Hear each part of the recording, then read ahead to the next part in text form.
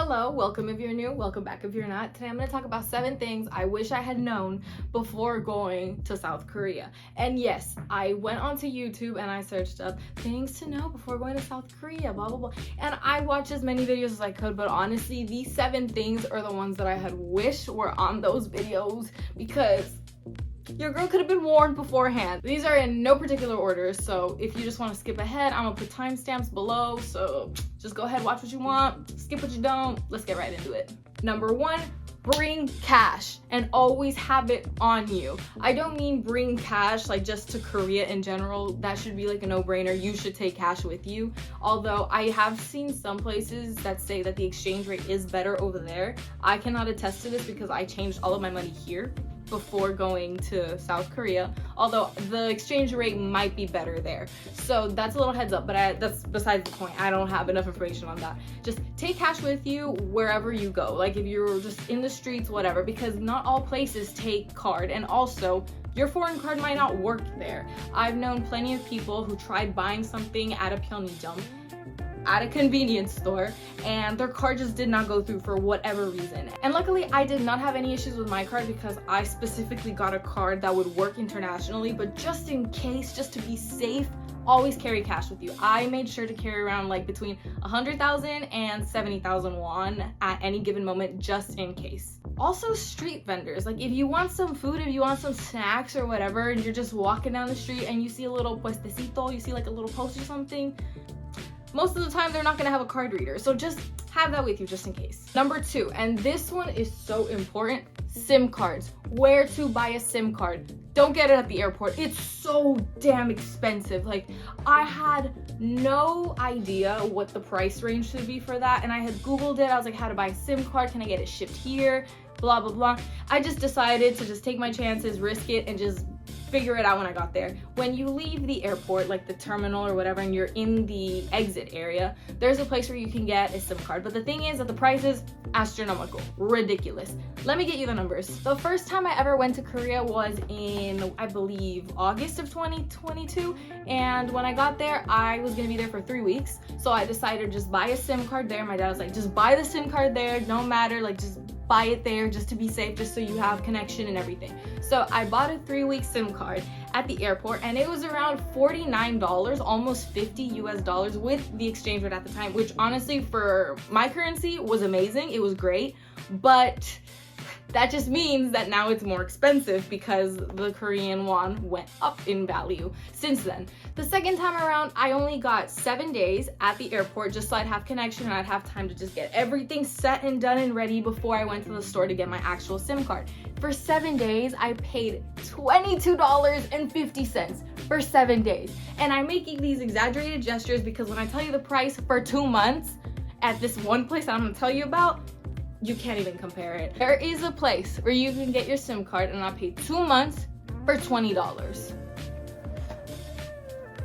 $20, and it was half of what I paid. No, not even. It was less than half of what I paid in the airport for 3 weeks.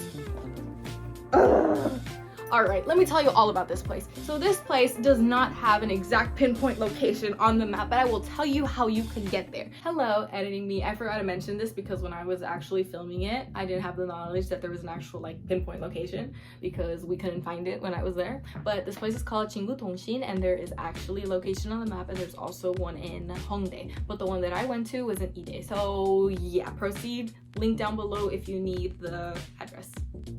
You're gonna take line number 2, the green line, all the way until 𝒮𝒯𝒜𝒫𝒮, which is just Ide, like the stop name is Ide. It is 𝒮𝒯 Women's University, and you're gonna take, I believe it's exit number 2. Whichever one says that it's for the university, you're gonna take that exit, you're gonna walk straight down, and one of like the last turns, right before the university campus, you're gonna turn left, you're gonna keep going straight, and right in front of a place called Loteria, which is like a burger place, and also like there's a coffee house, I believe it's like, I don't know the name, but this is what it looks like. Right in front of there, this place, they will get you the best prices for SIM cards. That's where I got my SIM card, 2 months, 22 bucks. This is the best price that I found while I was there. It's so worth it. What you need is your passport and cash, because that's all they take. They just take cash. When I went, it took about like 5 minutes, and when my friends and I went the first time, it also took about 5 minutes, but it really depends on how many people are there, because if there's a lot of people there, then you're gonna have to wait a little bit more.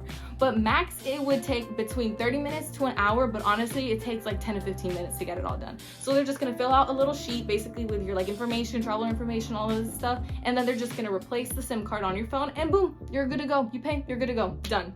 Hi, popping in again. So another thing that I forgot to mention is that, for example, in the airport, and I also know that other places do like different like limited data plans or unlimited, and it just costs more if it's unlimited. What I did to skirt this completely is that I wouldn't make any outward going calls on the actual cellular line. If I got any calls, like I could receive phone calls, that was completely fine, but sometimes you would run out of data or whatever. I would just use Wi-Fi, whether it was Telegram, WhatsApp, Snapchat, for example. I would just call on that, and then I'd completely avoid any limitations, and I'd be able to make unlimited calls. So that's another tip you guys can use. And number 3, this is for the girlies and the besties who just, oh my god, who are just prone to shopping. Set a budget.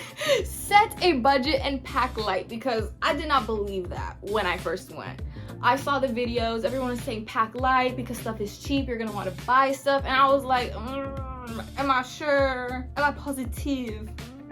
I ended up having to buy another suitcase in Myeongdong because I bought so many albums and I bought so much stuff and clothes, and I don't want to talk about it. Especially if you are prone to shopping, you need to set a budget because it is a different currency. It's going to be easy to lose track. You're going to be like, oh, this many thousand won, this many thousand won. Okay, cha-ching, cha-ching, cha-ching. It is a completely different currency, and it is not easy to just calculate it all, especially if you are not good at just calculating things quickly in your head. Luckily, that wasn't an issue for me, but like, oh my god, it's just completely different. For example, when I was in Mexico, I know the price of $1 to a peso is between like 20 to 18. I believe right now it's hovering at 18, but like it's pretty easy to get an estimate, like, because I just can't come up with a quick little formula and that's it. But with won, girl, for me, $1 when I was there was ranging between 1,400 and something to when I left, believe it was like about 1,200. So yeah, it went from 1,400 to 1,200. So it's just gonna be bouncing back and forth, and having to calculate how much this is, how much that is, it's not gonna be too easy like all the time, and you're not gonna want to be like walking around and doing math. It's like, Aver, how much is this? You know what I mean? So just set a budget, make sure you're aware of what you're spending, especially if you are on a tighter budget. So yeah, just do that. And for real, pack light, like pack light. The second time that I went, I definitely took that in account, and what I did was I packed one suitcase with everything I needed, and then I split it between my main suitcase and my backup suitcase, and then I had my carry-on. So my suitcases were basically empty, and I came back and they were almost full. Literally, when my dad picked them up, he's like, "Gee, these things are heavy," and I was like, they're not that bad. I mean, like, I can lift them, which means that they're not over the weight, right? No, bro, they were really heavy. They were almost 50 pounds. They weren't. They were short by very little, but like, still not good to be right on the line, especially because I didn't have a scale. Oh my god. Moving on. On number 4, mosquito repellent. Buy mosquito repellent, especially if you're going during the summer months. I was there from August to December, basically. Like, if I don't take into account the 3 weeks that I came for vacation here, I was bit in places I didn't even know mosquitoes bit. They bit me under the eyes. They bit me on the finger in class. How is that even possible? There was no mosquitoes in my class. Apparently there was. Oh my god, it was ridiculous. So let me show you. Those places have a mosquito net, have a flying net, blah blah blah. My Airbnb the second time that I went was horrible. I'm gonna do a horror story. I'm gonna let you know which one it was so you guys don't stay there because it was awful. They kicked me out and I was almost left homeless, but that's not this video. So I had to open my window because it was so humid in my room. The walls were literally dripping, like I couldn't breathe, but mosquitoes would come in. And it's like, why didn't you turn on the AC? The highest the AC can go was like 18 degrees Celsius, 18 degrees Celsius. It was awful. So instead, I just bought this in DAISO. DAISO comes in clutch, by the way. If you need anything, DAISO. Oh, and if you need deodorant, ArtBox. They have it. So look, this is what I bought. There's so many mosquitoes, especially in the summer months, which I believe, like, I think the mosquitoes stopped eating me around maybe mid-October, por ahí, maybe. mid-October, end of September, like in that time, like that first half of October, that's when they started disappearing. But before that, it was so bad, bro. It was awful. I literally told my teacher that I'm a 𝒮𝒮𝒮𝒮, that is mosquito restaurant. And she just laughed at me. She's like, I've never heard of that before. And I was like, well, that is me. Nice to meet you. I'm just gonna say, buy mosquito repellent, because unless you want to be a 𝒮𝒮𝒮𝒮 like I was, y'all better get some repellent. Not even Mexican mosquitoes did me like that, bro. Not even. I think the whole time that I was there, I just got stung in the knee one time. I go to Korea within a week, my whole body is just... Number 5, bring an umbrella with you at all times, or just constantly check the weather, because girl, I made the mistake of not doing that. And actually, when I was on my way to go ask for information at my language school that I went to, Rolling Korea, it just started raining. But like the whole day was very gray and moody, and I didn't really like think much of it because it had been gray and moody for the past 2-3 days. Little disclaimer, I'm from Northern California, so I'm not used to seeing the rain up until last week. Girl, I was not expecting to have my little dancing in the rain Bollywood moment. Like, it was cute, but at what cost? So when I left the train station, I was not in an outfit that was built for the rain because I was not expecting it. I left the station and I just felt like a little pitter patter. But like not even normal pitter patter where you know it's gonna start pouring. But I mean like literal like hairspray, like atomizador, like they felt like really small drops. So within 5 minutes, it started pouring. It just, this is what I looked like. I was dripping.